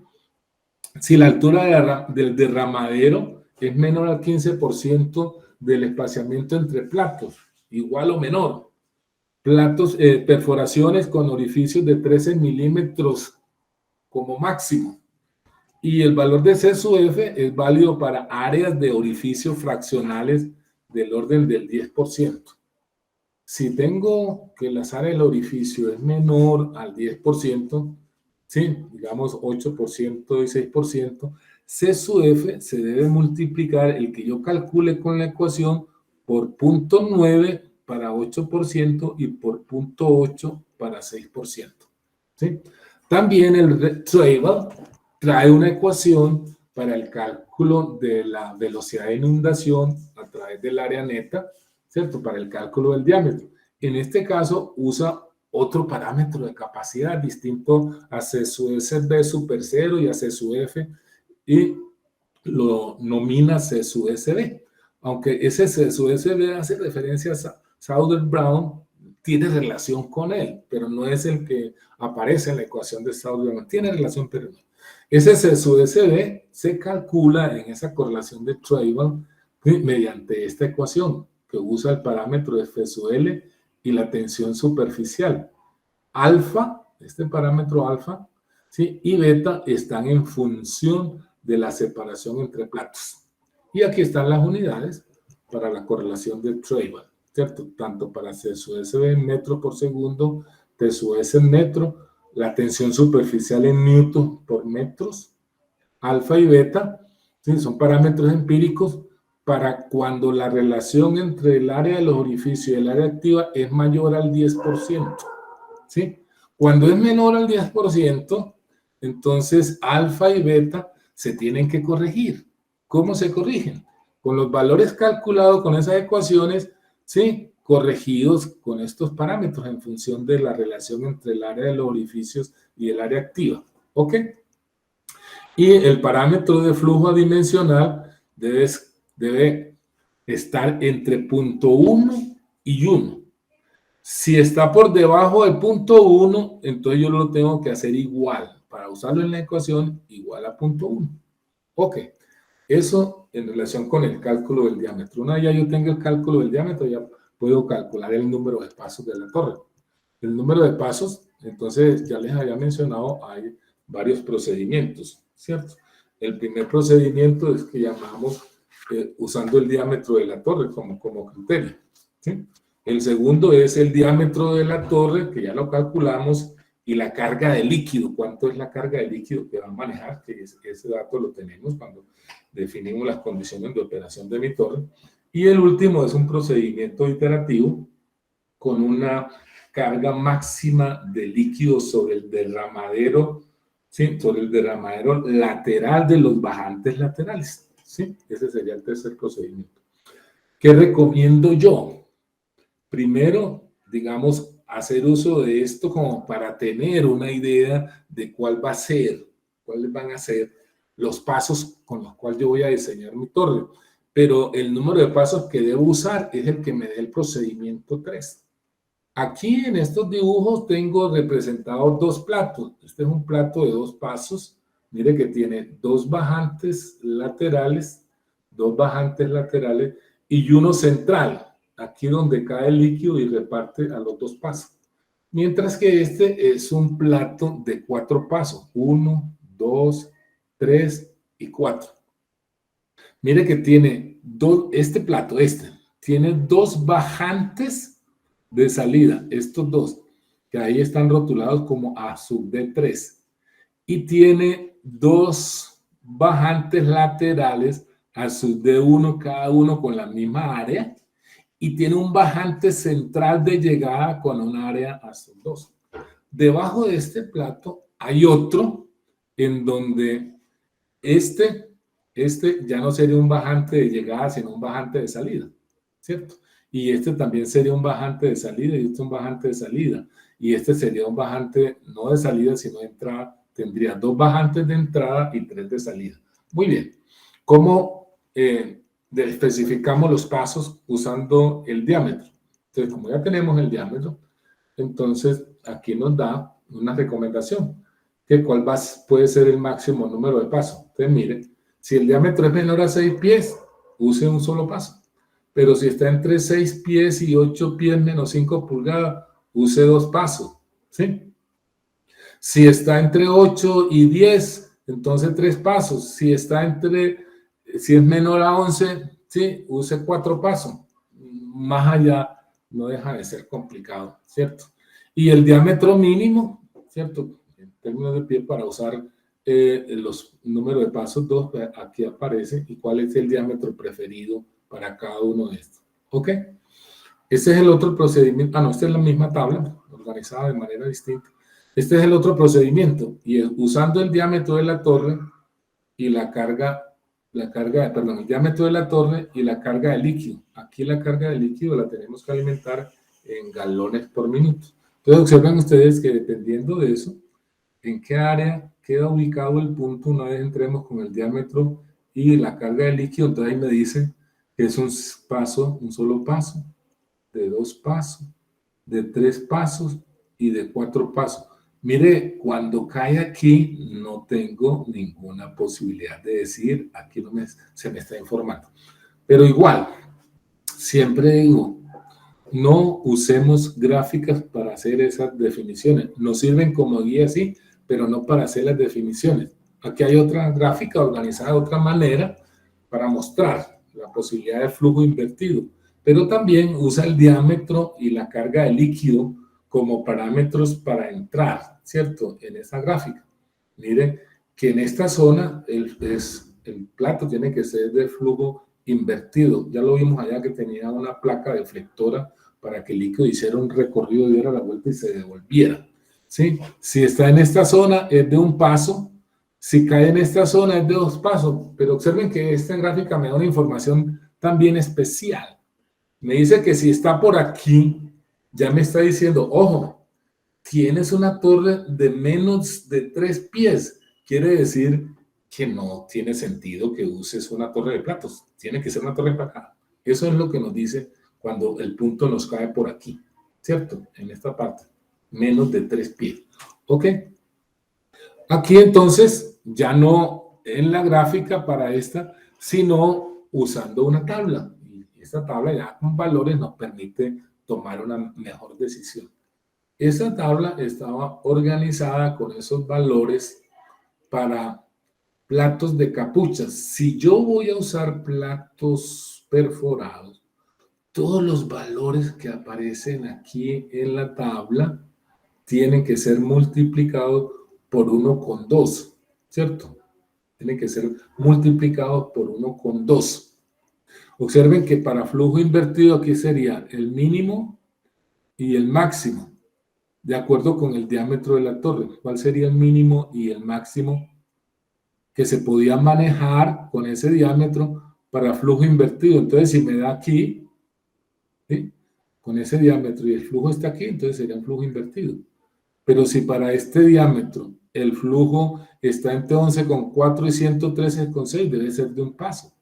O si es para este diámetro y el flujo está entre estos dos valores, 2 pasos. Pero si está entre estos valores es cascada. ¿Ok?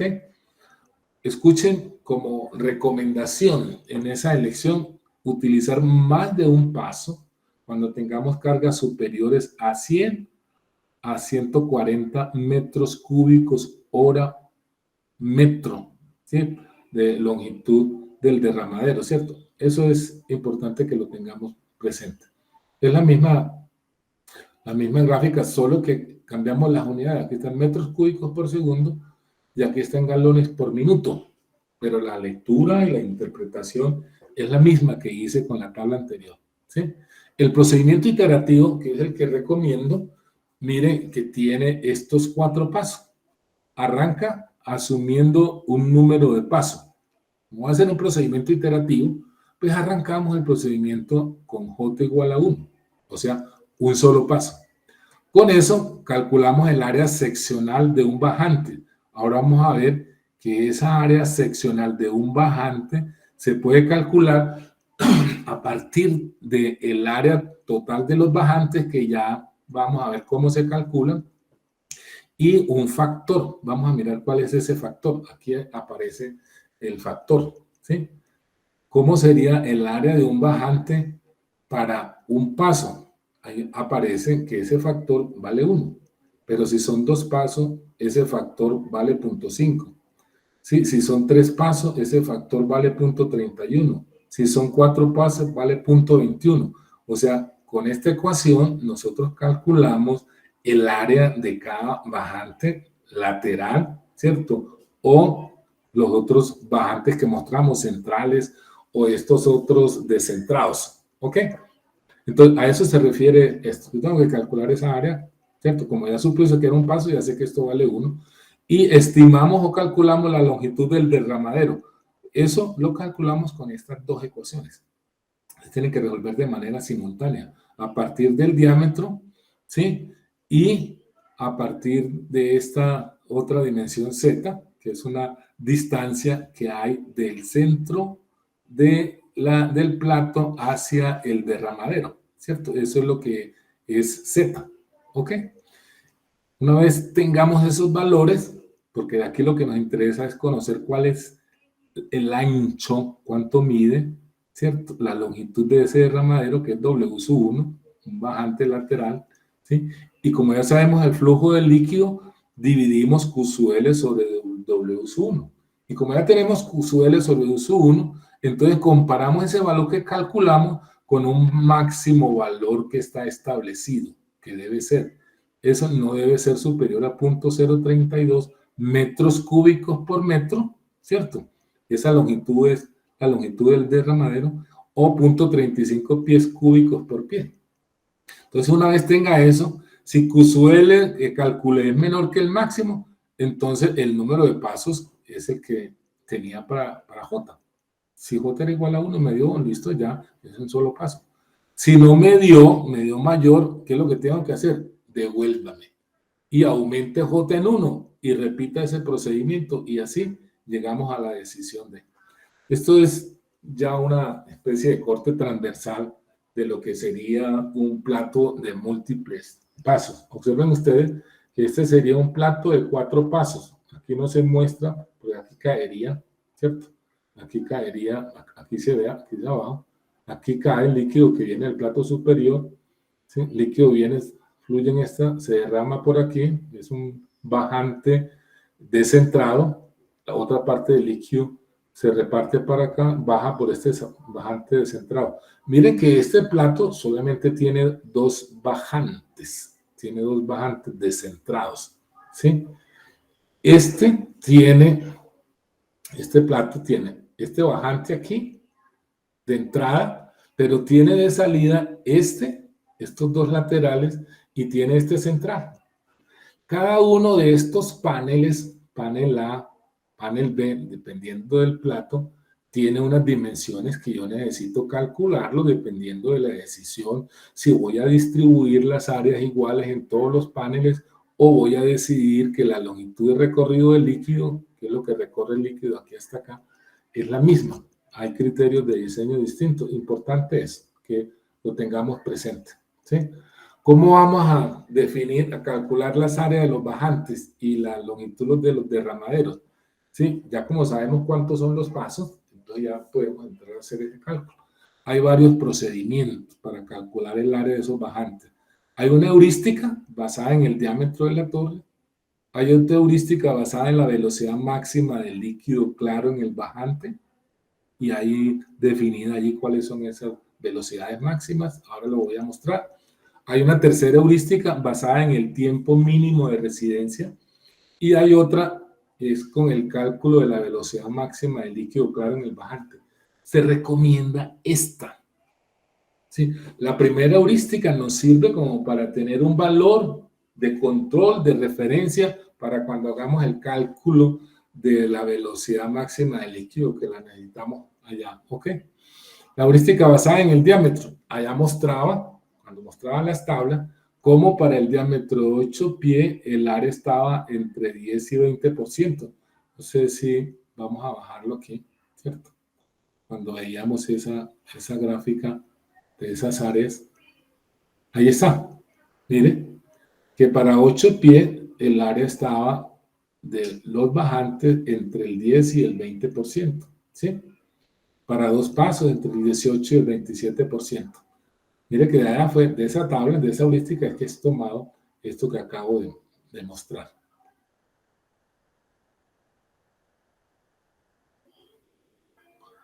Entre 8 pies, entre 10 para un paso, ¿cierto? Y 18, 27 para 2 pasos. Eso es cómo especificaría, entonces yo decidiría un valor entre eso para el área de los bajantes. Si uso la heurística basada en velocidad máxima, entonces lo que tengo que saber es, bueno, cuál es la velocidad máxima en los bajantes del líquido claro. Y una vez tenga esa, calcule el área de los bajantes, este es el área total de los bajantes, dividiendo el líquido por eso, ¿sí? ¿De dónde sacamos esas áreas?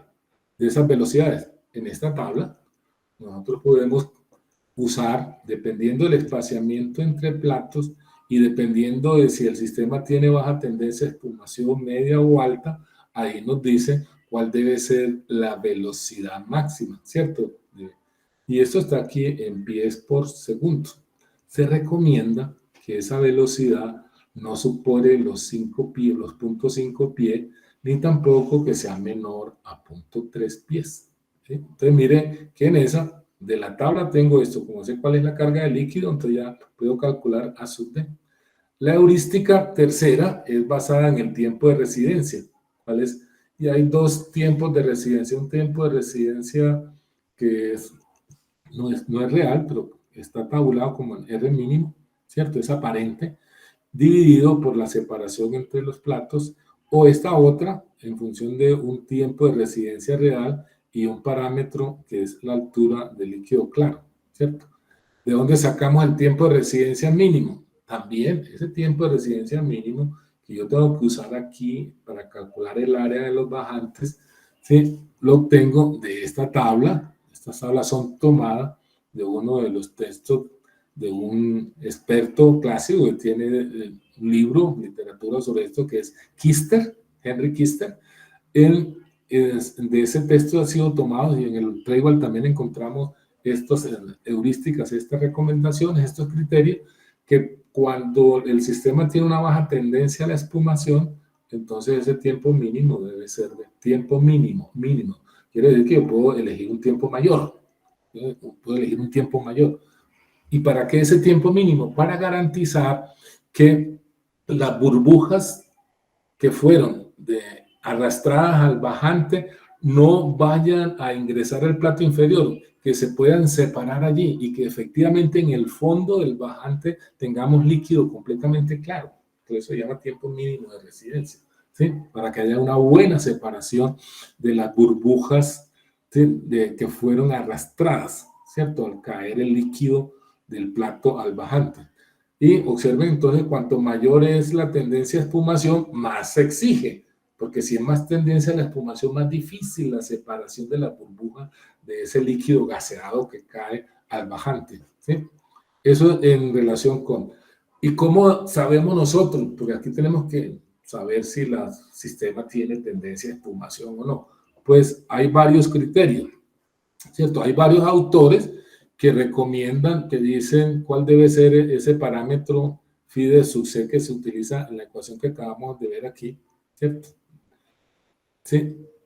O usamos la densidad en libras por pie cúbico del gas como criterio para saber si hay tendencia a la espumación o no.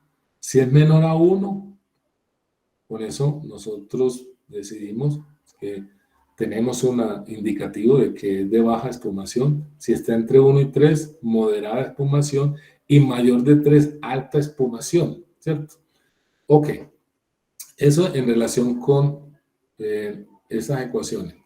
La heurística, esta otra que tiene que ver con la cuarta heurística, es calculando la velocidad con estas tres ecuaciones.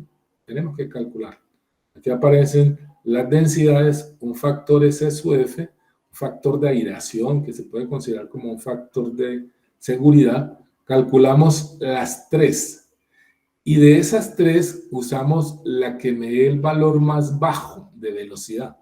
¿Sí? Calculo las tres y el valor menor. ¿Sí? Con ese valor menor es que voy a calcular el área con esta ecuación, Q sub L sobre V sub D. O la calculo con la ecuación 4. ¿Sí? Esta ecuación 4 nos permite calcular V sub D con otras variables, la tensión superficial, la densidad, la viscosidad. Y una vez tenga, ¿sí? Calculamos A sub D como esta relación Q sobre V sub D. Pero debemos tener precaución de que ese valor que calculemos aquí no sea, ¿sí?, mayor a 0.5, porque si es mayor a 0.5, tenemos que tomar el valor de 0.5 para calcular esa área, ¿sí? Voy a hacer una interrupción como para verificar que estamos conectados y que no hay problema. Jennifer, ¿tienes alguna pregunta? No, profe, por el momento no.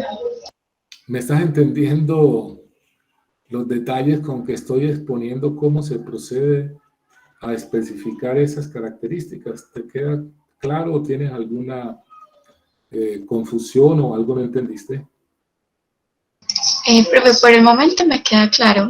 Obviamente, cuando vaya otra vez a repasar todo, con todas las, Correcto. olvidando las diapositivas y todo, puede que me surja alguna duda. Pero Muy por el bien, momento Jennifer. no, gracias. Muy bien. Yo le dije a ustedes que de esa conferencia yo voy a elegir esas diapositivas que les sirvan a ustedes de guías con la información requerida para poder proceder a hacer los diseños de cálculo, y las montaré allá en el sitio que tiene el curso en Classroom. Estamos. Quería hacer también esa interrupción por las dos razones de si estábamos todavía conectados, ¿sí? O tenían también alguna duda. E igual, como para bajarle un poco el ritmo también. Esta es mucha información. Espero que se hayan leído el artículo que les compartí de opinión. Jessica, ¿te lo leíste? No, profe, no tuve tiempo hoy porque tenía una serie de compromisos el día de hoy, pero ahorita me lo leo. Sí, Sara, ¿quién se leyó el artículo que les compartí hoy? ¿Alguien? ¿Ninguno ha tenido tiempo de leerlo todavía? No, profe, aún no. Una cosa que ya nos había dicho cuando iniciamos este curso, que no es gratuito que nosotros estemos ofreciendo, y esa ha sido la práctica con que hemos desarrollado el curso de diseño desde que yo soy profesor de diseño hace 30 años en el Departamento de Ingeniería Química. Y es que desarrollamos el curso con una estrategia activa a diseñar. Se aprende diseñando, learning by doing, haciendo autogestión de conocimiento. A diseñar se aprende diseñando, así como a nadar nadando. Yo no aprendo a nadar viendo videos, ¿sí? De Phelps, que fue que como 10 medallas olímpicas. Se ganó como 10 medallas olímpicas en los Olímpicos, en natación. No. Nadie aprende una habilidad. Nadie aprende un saber hacer observando a quien tiene la habilidad realizando la actividad. No se aprende. Se tiene que ponerse en el trabajo de ejecutar, además de conocer cuál es ese patrón de acciones, cómo se realiza, cómo es la mejor manera de hacerlo, ¿sí? A hacerlo. Por eso las conferencias lo que hacen es compartir con ustedes la lógica del procedimiento, pero por el hecho de que ustedes lo escuchen o lo vean escrito, con eso no aprenden. Aprendemos diseñando lo que vamos a diseñar. Por eso el curso es de aprendizaje basado en proyecto y autogestión de conocimiento. Y una cosa importante, jóvenes, que se plantea hoy, yo vengo haciendo una serie de conferencias de capacitación de los profesores en el campo de pedagogía, modelos pedagógicos y teorías de aprendizaje. Espero que el lunes termine con una sexta conferencia.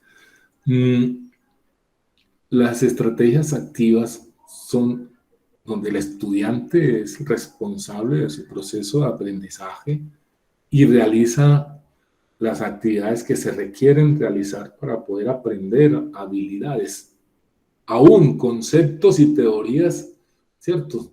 Requieren no solamente el que yo escuche a alguien el concepto y lo vea cómo lo usa, sino que yo tengo que asimilarlo, primero entender a qué hace referencia ese concepto, qué característica, atributo, qué objeto de la realidad, qué cosa de la realidad es la que estamos haciendo referencia con el concepto. Y una vez lo entiendo, no lo puedo asimilar si yo no lo incorporo dentro de una estructura cognitiva que he construido desde que nací. Desde que nacemos estamos construyendo una estructura de conocimientos, ¿sí? Y en la medida en que vamos incorporando elementos de información, conceptos nuevos, pues se hace mucho más compleja, más tejida, más densa esa red de conexiones neuronales que tenemos en el cerebro, ¿sí? Pero yo no puedo adquirir conocimientos si no me enfrento al objeto de conocimiento, lo comprendo, y dependiendo de si es un dato, es un concepto, es una teoría o es un procedimiento, una habilidad, cada una de esos aprendizajes requiere unas formas de interactuar con los objetos de aprendizaje. Entonces, todo lo que nosotros hacemos y la forma como organizamos estas actividades consultan, de hecho, todo el conocimiento que existe en el campo de la pedagogía y de la didáctica, ¿sí? Entonces, además de las conferencias que hice, ese artículo les recuerda que no aprendemos a diseñar escuchando las conferencias del profesor. Ok, continuemos entonces con la charla. ¿Dónde íbamos? El factor de aireación, que también se puede interpretar como un factor de seguridad, también que aparece en las ecuaciones que presentamos, ¿sí?, para el cálculo de la velocidad la velocidad en el bajante. Aquí es donde aparece ese sub f, ¿sí? Factor de seguridad debe ser menor que 1, o también se le llama factor de aireación. Mire que va a afectar el valor de la velocidad, es un factor de seguridad. ¿Sí? ¿Cómo elegimos ese factor para cuando vayamos a calcular esas velocidades? Entonces, para eso, pues, los autores tienen criterios distintos. Miren, por ejemplo, esto es tomado del ejemplo. Depende de cómo es. Si el sistema es de baja espumación o no es espumante, si es de espumación moderada, del tipo de sustancia, si es de alta espumación. Observen que allí, en el caso de sistemas que no son espumantes, normales, se puede usar uno, ¿sí? Se puede usar uno, o para altas presiones que tienen densidades mayores a 1,8, ese valor lo calculamos con esta ecuación. Pero esto es para sistemas no espumantes. Para sistemas de baja espumación, entonces observen ustedes que entonces aquí, dependiendo de las sustancias que estén involucradas, entonces tendríamos que mirar a cuál se parece para tomar entonces ese factor de espumación, ¿cierto? O para moderada espumación, también en el caso de absorbedores, igual. ¿Cuál sería el valor de...? El hecho es que el mayor valor sería 1, ¿cierto? Pero recomendable usar un valor menor que 1 para hacer ese cálculo. Muy bien. ¿Qué viene ahora? ¿Cómo especificamos lo que tiene que ver con la altura del derramadero, altura o el vertedero, ¿sí? ¿Cuál es esa altura y cuál es el ancho? ¿Cuál es el ancho de los derramaderos? ¿Cuál es el ancho? ¿De los laterales? ¿De un solo paso o de 2 pasos? Lo calculamos fácil. Para el caso de múltiples pasos en un bajante central, la longitud de los derramaderos es lo mismo, pero para los descentrados es diferente. ¿Qué quiero compartir con ustedes? Primero, ¿cuál debe ser la altura que debe tener la presita, ese derramadero? ¿Sí? Esa altura va a aparecer en la literatura normalmente con esta letra H sub W, altura de ese vertedero, ¿cierto? Y se recomienda que esté entre 40 milímetros y 90 milímetros, mínimo valor y máximo valor, para presiones mayores a la atmosférica.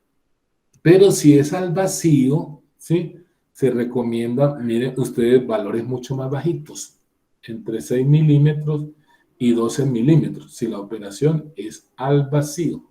¿Ok? Y la claridad, que es como el espacio, la altura que hay entre el faldón del bajante en un plato y el piso del plato inferior, ¿cierto? En alguna literatura, en algunas tablas las tenemos como H sub C.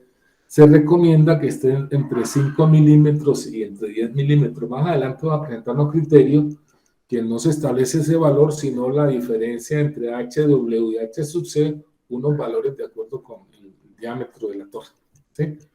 Pero también para el caso del derramadero lateral, y esto es solo para el lateral, yo puedo calcular, ¿cierto?, el área de los bajantes usando esta tabla, porque ya dijimos que no es lo más recomendable, ¿sí?, en función de cuál es puede ser la longitud de ese derramadero, en función de la longitud del diámetro. Miren cuánto puede ser en función de la longitud del diámetro, ¿sí?, y cuál debe ser el área de acuerdo con esa longitud, el área que debe tener el bajante.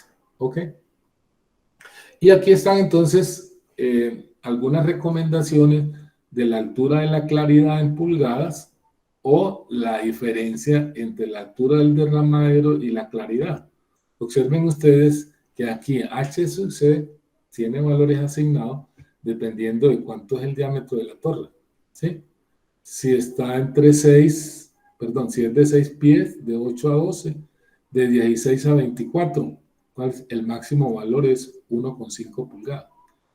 O, en vez de usar ese criterio de una vez asignarle el valor de H sub C, entonces tomamos el criterio de la diferencia entre la altura del derramadero y la altura de la claridad, que debe ser mayor o igual a media pulgada o un cuarto de pulgada, digamos, colocándolo como otro criterio más relajado. Igual, dependiendo del diámetro de la torre, ¿cuál podría ser? ¿Sí? ¿Y cuáles son las dimensiones de esas anchos de esas áreas W sub C, W sub S que ya había mostrado? ¿Ok? Ahora entramos al cálculo de las áreas activas y de los orificios. Observen que el área activa, ¿cierto?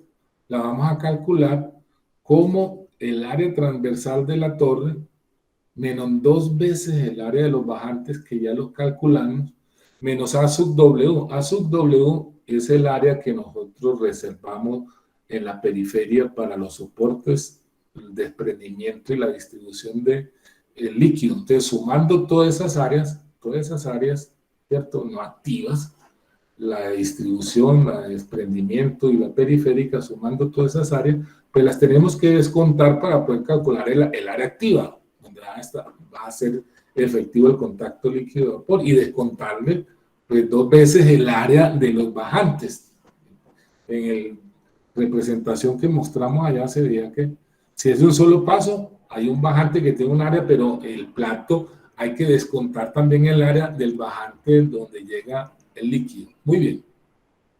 Para el caso de distribución triangular, el área de los orificios que debe tener cada orificio es igual a 0,97 multiplicado por esta relación, diámetro del orificio sobre el paso o el pitch, multiplicado por el área activa. Yo no puedo calcular el área perforada hasta tanto no tenga el área activa. Y no lo puedo calcular hasta tanto no defina el diámetro del orificio y cuál es el paso. Para el caso en que la distribución sea triangular, de esta manera calculamos el área perforada, ¿cierto?, en el plato, o si la distribución es cuadrada, quiere decir que los orificios están ubicados en los vértices de un cuadrado. En otro caso, es que los orificios están ubicados en los vértices de un triángulo equilátero, ¿cierto? Muy bien. Una vez tengamos eso, el diámetro de los orificios, nosotros tenemos que tomar esa decisión. ¿Cuánto es ese diámetro de esos orificios? Y aquí nos dice que ese diámetro nosotros lo debemos elegir entre 1/8 de pulgada y 1 pulgada. E igual el paso, mire que estos dos parámetros aparecen allá para calcular el área total perforado, el área del orificio, debe estar entre 2,5 del diámetro de un orificio y 5 veces el diámetro de un orificio, ¿cierto? Pero una vez nosotros decidamos cuál es el diámetro de ese orificio, con eso ya queda definido cuál debe ser el espesor mínimo de los platos, ¿sí? Porque con ese cálculo nosotros elegimos cuál es la lámina estándar para poder decir, es con esta calibre que vamos a hacer el plato. Pero tenemos que calcular. Depende del material de que esté hecho el plato, ¿sí? Y depende del diámetro del orificio. Entonces, en esta tabla, ¿qué es lo que tenemos? Lo que tenemos es una relación del espesor que debe tener la lámina del plato dividido por el diámetro del orificio, para el caso de acero inoxidable o para el caso de acero al carbón. Observen que en el caso de acero al carbón es mucho mayor, más exigente, ¿cierto? Mucho más exigente. ¿Y eso a qué se debe? ¿Para qué? Para evitar que en el proceso de fabricación el plato se vaya a deformar cuando estén haciendo esas perforaciones. Esa es la intención de... Y aquí aparece entonces cómo para un caso de una distribución triangular, cómo calculo yo el número de orificios una vez tenga yo cuál es el área total que necesito perforada y cuál es el área ocupada por un orificio. Entonces, ese cálculo del área ocupada por un orificio, depende cómo es la distribución triangular, ¿cierto? Observe que dentro de este triángulo, yo tengo la mitad dentro del triángulo de un orificio, o sea que en 2 triángulos tendré un orificio completo, o sea, el área de esos 2 triángulos sería el área que yo debería destinar para ubicar un orificio, ¿cierto? Y de allí entonces sale el número de orificio, porque dice, ¿cuánta área se requiere para un orificio? Y como sé cuál es el total de área perforada, dividiendo esas 2 cosas, obtengo el número de orificios, ¿cierto? Esa es. Ahora, ¿cómo distribuyo yo el número de orificios? Pues si tengo un paso, ese cálculo que hice allá, pues todos van a estar en ese paso. Pero si yo tengo más de un paso, ¿cómo distribuyo yo los orificios en los distintos pasos? ¿Cierto? Mire que si tengo un plato de 2 pasos, entonces pues lógicamente distribuyo, porque esto es simétrico, ¿sí? La mitad para un lado y la mitad para el otro. Entonces divido el número de orificios por 2 y eso es el número de orificios que tengo que ubicar en cada uno de los pasos. ¿Ok? Ahora, ese es para el caso de 2 pasos. Para el caso de 4 pasos, ¿sí? Entonces depende de cómo es que vamos a organizar esos paneles. Hay 2 formas de organizarlo. Una es haciendo que todos los paneles tengan la misma área. Eso es lo que quiere decir aquí. IVA, ¿cierto? Quiere decir que todos los paneles van a tener la misma área. O la otra posibilidad es que yo no haga esa distribución, digamos, de áreas iguales, sino que todos los paneles tengan el mismo recorrido para el líquido. Entonces las áreas van a ser distintas.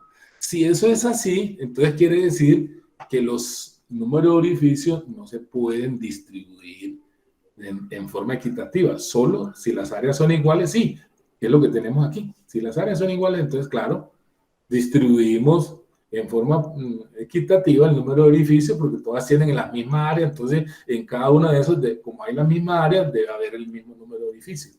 Pero en el caso de este otro diseño, como el área no es la misma para todos, yo tengo que distribuir ese número de orificios en forma distinta. Entre los paneles A y los paneles C, que aquí se muestra cuáles son esos paneles A y paneles C, que están ubicados más en la periferia del plato. Esos paneles tienen el 21%, ¿sí? Cada uno del número de orificios totales, cada uno. Y los otros paneles que están más centrados, que están más ubicados hacia el centro, que son los paneles tipo B y tipo D, porque estos son 2 tipos de platos que van alternados, esos entonces cada uno tiene, ¿cierto? Punto 29. Mire que si sumamos esto, multiplicamos por 2 y esto lo multiplicamos por 2 y sumamos, pues entonces nos da, de hecho, el número total de orificios. Eso es importante que lo tengamos, ¿sí? Que lo tengamos presente para poder distribuir el número de orificios una vez, ¿sí? Ahora, ¿cómo calculamos, ¿sí? El área perforada por paso? Pues depende cómo es esa distribución, si es áreas iguales o pasos iguales, ¿sí? Área perforada por paso es el número, oígase bien, de orificios por el área de un orificio dividido por el número de pasos, eso me daría, ¿sí? Y el área de panel, aquí los tengo representados con A sub P, para un paso sería A sub P igual el área total, de hecho menos 2 veces el área de los bajantes. Para 2 pasos, el A sub P es la mitad del área transversal menos el área de un bajante lateral menos la mitad del área de un bajante central. Ok. ¿Cómo calculamos la longitud del recorrido del líquido sobre el plato? ¿Sí? Entonces aquí tenemos para un paso, es el diámetro de la torre, menos la altura que tiene cada uno de los bajantes laterales. Al quitarle la altura de cada uno de los bajantes laterales al diámetro, pues me queda la longitud que tiene que recorrer el líquido de un extremo a otro. Para 2 pasos, entonces esta es la ecuación. Estas ecuaciones las deduje con base en la geometría de estas tecnologías. Muy bien. ¿Sí? Estos H's, que es la altura que mencionaba ya, es la altura justamente que tiene desde aquí, desde el centro, hasta allá está la circunferencia del cilindro. Ok, también podemos calcular esas longitudes con estas ecuaciones para el caso de un solo paso o para el caso de dos pasos, como lo calculamos para el bajante central. Y estas son otras dimensiones de la geometría que aparecen allí. ¿Ok?